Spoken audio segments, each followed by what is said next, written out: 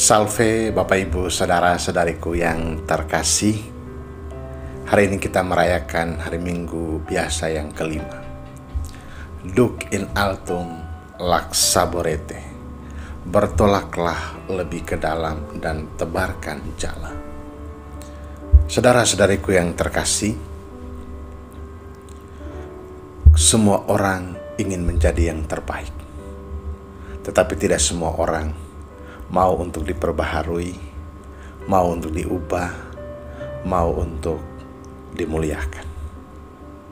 Sabda Tuhan hari ini menghantar kita semua sambil kita belajar dari tokoh-tokoh ini tentang bagaimana ketika berhadapan dengan kemuliaan Tuhan, kemudian kita menyadari kelemahan dan dosa-dosa kita, dan dari sana kita mau diubah, mau diperbaharui, kemudian memuji dan memuliakan Allah. Bahkan kita siap untuk diutus. Dalam bacaan pertama kita dengar bagaimana Yesaya mengalami kecemasan dan ketakutan. Dia gentar ketika Tuhan datang di Kenisa.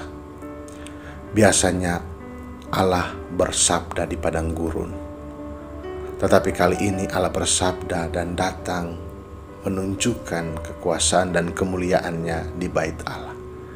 Dan dalam kelemahan dan kekurangannya berhadapan dengan kemuliaan Allah itu, Yesaya mengatakan, "Aku ini najis bibir ya Tuhan, aku tidak layak," dan lain sebagainya, dengan gentar. Tetapi kemudian bara yang diletakkan di lidahnya kemudian menjadi sarana untuk pembaharuan, di mana ia merasakan kemuliaan Allah dalam hidupnya. Sampai pada titik dia mengatakan, "Ini aku Tuhan, utuslah aku." Begitu juga dalam bacaan kedua kita dengarkan bagaimana Paulus yang menceritakan dan mengisahkan kepada orang-orang di Korintus. Dia mengatakan bahwa saya ini rasul yang mungkin yang terakhir, yang mungkin dibandingkan dengan yang lain tidak ada artinya. Saya adalah seorang pembunuh, seorang yang mengejar dan menganiaya para pengikut Kristus. Tetapi ketika berjumpa dengan pengalaman keilahian Allah, bagaimana ia diperbaharui, dimuliakan, ia kemudian dibekali dengan segala rahmat dan berkat, sehingga kemudian dia bisa bercerita dari apa yang dia dengar, apa yang dia alami dalam perjumpaan dengan kemuliaan Tuhan, di mana ia bercerita tentang wafat, tentang kebangkitan, tentang penampakan-penampakan Tuhan, untuk meyakinkan dan juga menghantar orang, menjaring orang-orang, mempertobatkan orang-orang bahwa Kristus yang kita imani adalah Allah yang hidup, Allah yang menyelamatkan, Mesias. Dan dalam bacaan Injil kita dengar tentang kisah Simon Petrus dan kawan-kawan yang menyebarkan jala.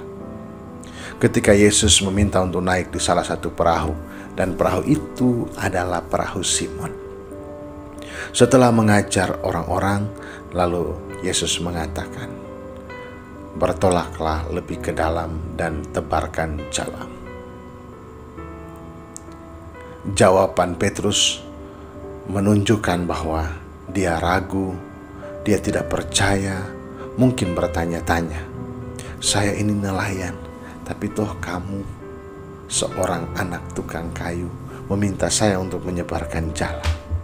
Maka jawabannya adalah, "Guru, sudah semalaman kami mencari tapi kami tidak dapat.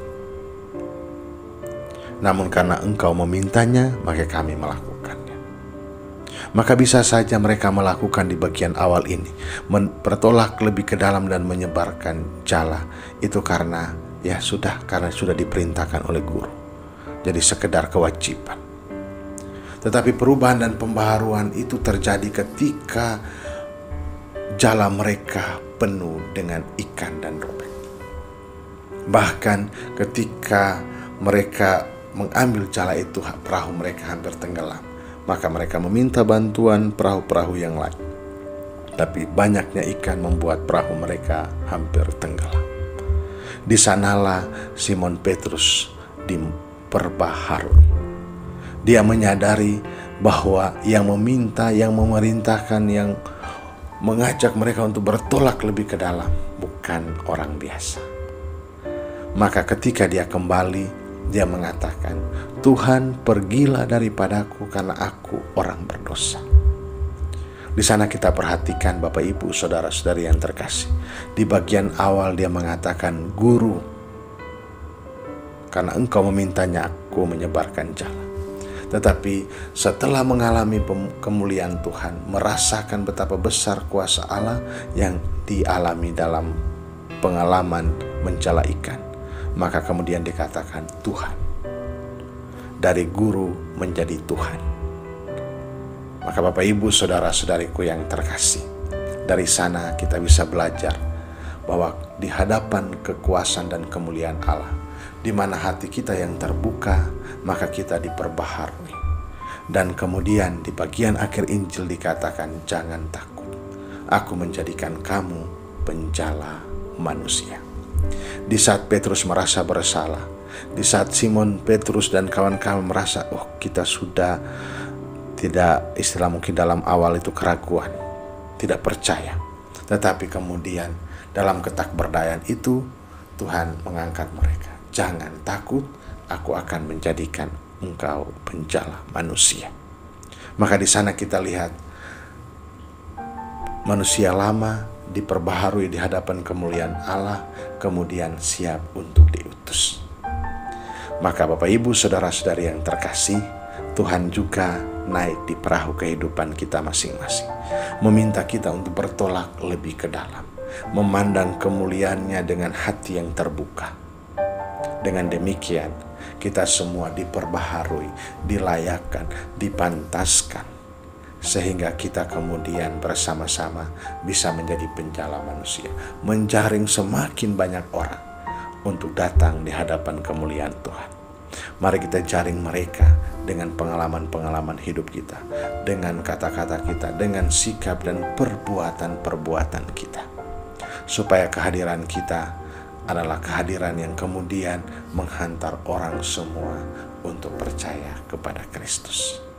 Mari kita menjadi penjala manusia yang baru dengan semangat seperti Yesaya, ini aku Tuhan, utuslah aku, terlepas dari segala kelemahan dan kekurangan kita, supaya kita bisa bercerita seperti Paulus tentang Tuhan kepada semakin banyak orang. Selamat hari Minggu, Tuhan Yesus memberkati kita semua. Dalam nama Bapa dan Putra dan Roh Kudus. Amin.